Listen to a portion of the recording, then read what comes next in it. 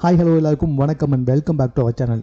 அட கருமாந்திரம் பிடிச்சதுங்களா, மேடை ஏறி குரூப் இசத்தை ஒழிக்க போகிறேன் அப்படின்னு சொல்லிட்டு இப்போ உள்ளே வந்து நீ தனியாக இருந்து குரூப் இசத்தை ஒழிக்காமல் அதுக்கு ஒரு குரூப்பை வந்துட்டு போயிட்டுருக்கியே, என்னத்தை சொல்ல இதெல்லாம் கேட்டால் வந்துட்டு என்ன சொல்ல போகுதுன்னே புரியல.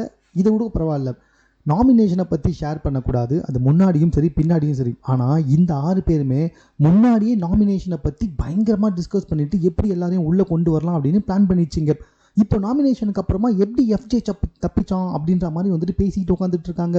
அதாவது எஃப்ஜே வந்துட்டு எப்படி தப்பிச்சான், யார் வந்துட்டு மிஸ் பண்ணாங்கன்னு சொல்லிட்டு 3 பேருமே சேர்ந்து திவாகர் சொல்கிறாங்க, அண்ணே நாங்கள் ஒரு பிளான் பண்ணி கரெக்டாக போனோம்ல, அந்த பிளானை ஏன்னா விட்டுட்டீங்க அப்படின்னு சொல்லிட்டு. அதுவும் பார்வதி குசும் பேசிக்கிட்டு இருக்கு நடுராத்திரியில் உட்காந்துக்கிட்டு. இதுங்க வந்துட்டு கிட்டத்தட்ட நான் குரூப் இசத்தை ஒழிக்க போகிறேன்னு சொல்லி அதை ஒழிக்கிறதுக்கு இதுங்க ஒரு குரூப் இசமாக தேர்ந்துக்கிட்டு இருக்குங்க.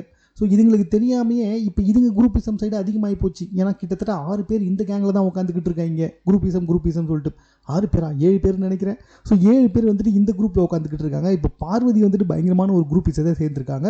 டெஃபினட்டாக இது வந்துட்டு போகும், பிகாஸ் ஆஃப் இது பயங்கரமான ரூல் மீறல் தான்.